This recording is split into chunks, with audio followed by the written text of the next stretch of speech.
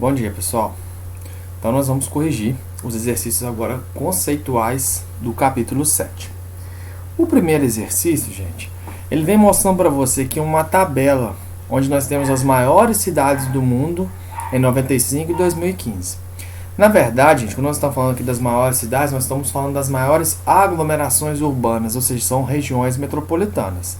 Porque, por exemplo, São Paulo aqui em 2015 tinha 20,8 milhões de habitantes, mas é a região metropolitana, ou seja, aquela conurbação que ocorreu em volta da metrópole. A cidade de São Paulo em si ela tem mais ou menos 12 milhões e 800 mil habitantes, ok? Então nós vamos pensar aqui em regiões metropolitanas. E aí você observa que em 95 nós temos cidades que em 2015 nós não estamos tendo, tá? Então houve num processo de 20 anos uma modificação nessa classificação, onde nós temos as maiores e as menores cidades, perdão, as maiores e as menores não, onde nós temos as maiores aglomerações urbanas do mundo. E aí está o seguinte, ó, estimativas feitas pela ONU indicavam que no ano de 2015, 2/3 da população mundial estariam vivendo nas cidades, ou seja, o mundo se tornaria urbano. Identifique os dados de 95 com a projeção feita para o ano de 2015 e destaque a mudança que possivelmente ocorreu quanto à localização geográfica das maiores concentrações urbanas. Qual que foi o destaque aqui, a mudança? Essa é uma questão muito fácil. Você observa aqui que em cada lado da tabela existem 10 cidades e que em 1995 você tem 4 cidades que se encontravam em países desenvolvidos. Tóquio, no Japão, Nova York, nos Estados Unidos, Los Angeles, também nos Estados Unidos, e Seul, na Coreia do Sul. Tem muitas pessoas que acham que a Coreia do Sul permanece como um país subdesenvolvido. No entanto, ela é um tigre asiático que na década de 70 e 80 investiu de maneira maciça na industrialização e principalmente na educação, o que pôde tornar a Coreia do Sul uma área desenvolvida do planeta. E aí, por que eu marquei isso? Porque quando você passa para cá, quando você vem para a coluna de 2015, você passa a observar que você tem apenas uma cidade de país desenvolvido entre as 10 maiores aglomerações urbanas, apenas Tóquio, no Japão, que, por coincidência, continua sendo a primeira cidade no ranking. Então, a principal conclusão que você pode tirar analisando essa tabela é que, com o passar de 20 anos, nós temos apenas uma cidade de país desenvolvido que configura-se entre as 10 maiores cidades do planeta. Você observa então que os inchaços urbanos eles se concentram de maneira mais significativa nas áreas subdesenvolvidas e emergentes do planeta, ok? Então a modificação é essa. Vamos ver a número 2. A número 2 fala o seguinte, ó. A urbanização corresponde ao processo de transformação dos espaços rurais em espaços urbanos, com o crescimento das cidades e das práticas inerentes a elas, como as atividades industriais e comerciais. O urbano não se restringe à cidade, mas é principalmente nela que se materializa, fato que se associa o processo de urbanização ao crescimento das cidades em relação ao campo. A partir do texto de seus conhecimentos sobre o assunto, faça o que se pede. Letra A. Defina o processo de urbanização ocorrido nos países desenvolvidos e nos emergentes.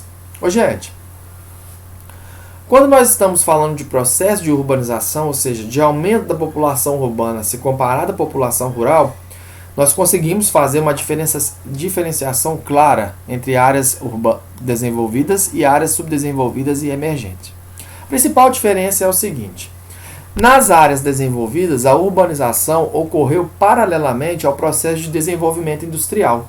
Ou seja, o processo de industrialização ia ocorrendo e aos poucos as pessoas iam saindo do campo e chegando às cidades. E isso permitiu com que as cidades dos países desenvolvidos fossem planejadas. Foi uma urbanização lenta.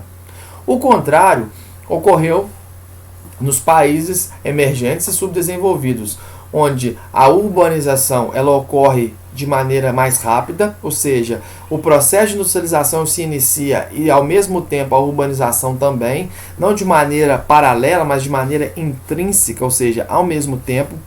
E isso fez com que a urbanização nos países emergentes e subdesenvolvidos fosse rápida e sem planejamento. o que ocasionou vários problemas urbanos. Então, se a gente puder fazer essa diferenciação entre urbanização nos países desenvolvidos e nos países subdesenvolvidos e emergentes, nós vamos pensar o seguinte: urbanização em país desenvolvido, lenta. Urbanização em país subdesenvolvido, rápida. Urbanização em país desenvolvido, planejada. Urbanização em países subdesenvolvidos, sem planejamento, o que acarreta nesses países vários problemas urbanos. Ok? Então a letra A é essa a resposta. Letra B. A formação de metrópoles é considerada um fator comum na urbanização dos países desenvolvidos e nos emergentes. Nesse sentido, explique como ocorreu tal processo nesses dois grupos de países. Só para lembrar que a metrópole é uma cidade que ela possui um alcance espacial máximo, ou seja, ela tem uma influência significativa, gigante, porque ela oferece serviços que a maioria das cidades não oferece. Portanto, ela tem uma área gigantesca de influência. A metrópole ela pode ser regional, como por exemplo Belo Horizonte, que influencia uma determinada parte de uma região. Pode ser nacional, como Rio de Janeiro e Brasília, e São Paulo também, que influencia em todo o território nacional, todo o território de um país, ou ela pode ser até uma metrópole global, chamada de cidade global, como o caso de São Paulo, que influencia o mundo como um todo. Tá? As metrópoles nos países desenvolvidos, como a urbanização foi lenta e planejada, ela foi ocorrendo, a sua formação foi ocorrendo de maneira lenta, de tal forma que os equipamentos urbanos, ou seja, a infraestrutura urbana necessária para que as pessoas tenham qualidade de vida nas cidades, foi sendo aplicada de maneira constante. As pessoas foram tendo acesso a esse processo de infraestrutura urbana. Já nos países subdesenvolvidos e emergentes, como no Brasil, as metrópoles elas surgiram de uma maneira muito intensa e rápida. Portanto, são grandes aglomerações urbanas, mas que possuem muitos déficits relacionados à infraestrutura urbana e principalmente há uma concentração nas metrópoles emergentes e subdesenvolvidas de serviços em determinadas áreas e normalmente são nas áreas mais ricas, fazendo com que a população mais carente viva numa cidade à parte, numa cidade excluída. Ok? Número 3. Correndo por fora, existe uma camada geográfica e socialmente periférica, sempre vista com suspeição pela polícia. Só no Rio, por exemplo, são quase 2 milhões, reunindo-se todos os fins de semana para, à sua maneira, manifestar-se numa furiosa comunhão feita sem palavras, de sons e gestos, os bailes funk. Não se conhece dessas galeras nenhuma manifestação política do tipo convencional. Suas demonstrações ainda não foram devidamente codificadas. A mais impressionante delas ocorreu num domingo de outubro de 92, o Arrastão. Era a tomada de um território inimigo, feita de maneira virtual e provisória, meio simbólica.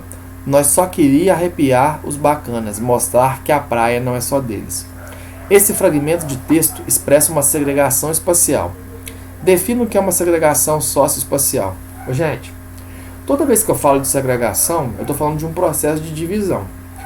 No caso aqui do texto, eu estou falando de segregação espacial, mas nós temos, por exemplo, a segregação racial, que aconteceu durante o apartheid na África do Sul. Nós estamos vendo agora o caso do policial que assassinou um negro nos Estados Unidos. Nós estamos observando os movimentos sociais que estão ocorrendo por conta desse crime. E aí a gente vê claramente que existe uma segregação racial nos Estados Unidos entre negros e brancos. Só que a questão está falando de segregação socioespacial. A segregação socioespacial ela está relacionada à divisão que existe na cidade entre as pessoas por conta do seu poder aquisitivo, da classe social a que pertence. Então o melhor exemplo que a gente tem de segregação socioespacial é favela e condomínio. Nas favelas nós temos a presença da população mais carente, que ela faz uma segregação espacial forçada. Ela está numa região mais carente, dotada de pouca infraestrutura, porque ela não tem escolha. É aonde deu para ela morar. Já a segregação social espacial que ocorre, por exemplo, no condomínio fechado, é uma segregação voluntária, onde a pessoa que tem um poder aquisitivo ela quer se afastar dos demais. Nos dois casos, nós temos a influência do Estado nessa segregação.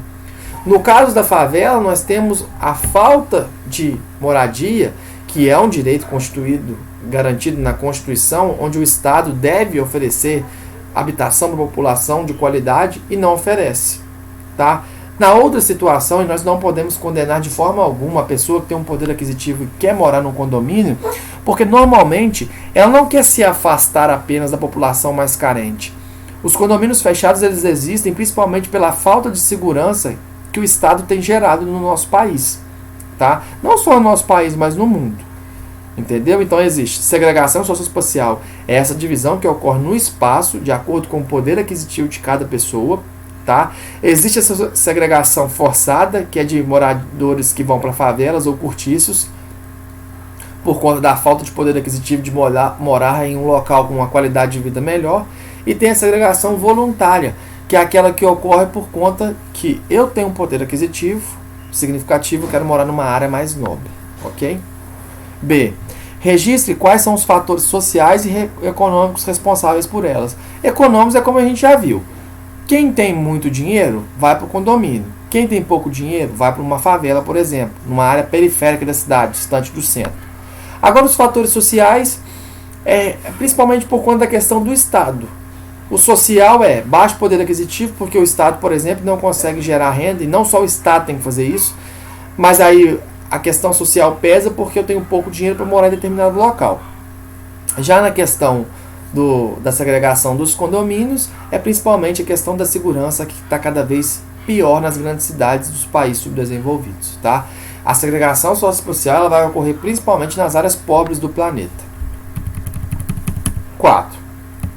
Bíblia do jornalismo nos Estados Unidos vê Itaquerão como um monumento à gentrificação. Essa palavra é chique, você já vai entender o que é. A nova edição da revista New York, considerada a Bíblia do jornalismo norte-americano, apresenta um texto de 14 páginas sobre o futebol brasileiro, a preparação do país para a Copa do Mundo e o Corinthians. Escrita para o público dos Estados Unidos, a reportagem cita o Itaquerão, palco da abertura da Copa do Mundo em São Paulo, como um monumento à gentrificação. Gentrificação é o nome dado ao fenômeno socioespacial que afeta a população de baixa renda de determinado lugar por meio da valorização imobiliária provocada por um novo empreendimento, como um shopping, center e um estádio de futebol. Relate duas consequências socioespaciais negativas do processo apresentado no texto para a ocupação da baixa renda local, explicando cada uma delas. Primeira coisa, a gentrificação é um processo de enobrecimento de uma área. Isso quer dizer que aquela área vai ficar mais cara de poder viver nela. E isso vai expulsar a população mais carente daquele local, porque ela não vai se adaptar às novas condições sociais e econômicas que morar naquele espaço gentrificado vai exigir dela. E aí nós vamos colocar dois problemas aqui. Primeiro, a especulação imobiliária. Especulação imobiliária é uma valorização de uma área por conta da construção de um empreendimento, seja ele público ou privado, que faz com que os aluguéis e o valor real de uma moradia fique mais caro naquele local. Então, se você estava pagando R$600 no aluguel e você ganha R$2.000, a partir do momento que constrói um estádio perto de onde você morava, o aluguel de R$600 passa para R$900. Então, a pessoa que ganha R$2.000 e ela passa a pagar R$300 a mais de aluguel, isso faz com que ela queira ir para outro local onde o aluguel fica mais barato. Então a gentrificação gera isso, um processo de especulação imobiliária, aumento no preço dos aluguéis e dos imóveis. Um outro problema também é que, como a gentrificação é o enobrecimento de uma área, o comércio passa a ter uma inflação. O preço das coisas fica mais elevado. E isso também é algo que expulsa a população mais carente de um local. Por quê? Porque se eu estava pagando R$5 no quilo de batata e normalmente, do nada, isso vai para 10, por conta do processo de gentrificação, ocorreu uma inflação dos preços. E essa inflação faz com que muitas pessoas que têm um poder aquisitivo menor queiram sair desses locais que foram gentrificados. Então a gentrificação ela dificulta a ocupação de pessoas com uma renda menor por conta disso, por conta da especulação imobiliária e da inflação nos preços no comércio. Tá? Para finalizar, a questão 5 fala o seguinte: explique o fenômeno de macrocefalia urbana. Macrocefalia, quando a gente fala assim, houve uma macrocefalia, a criança nasceu com uma macrocefalia, o crânio dela ficou maior do que normal, ficou inchado. Então a macrocefalia urbana nada mais é do que um inchaço das cidades, ou seja, um grande número de pessoas vai apenas para um núcleo urbano, e aí a cidade cresce de maneira demasiada, provocando muitas das vezes a falta de acesso aos serviços públicos e à infraestrutura pública, tá? Então, quando eu estou falando de macrocefalia urbana, eu estou falando do inchaço das cidades, tá? Ok? Eu espero que você possa ter aprendido bastante na aula de hoje. Até a próxima.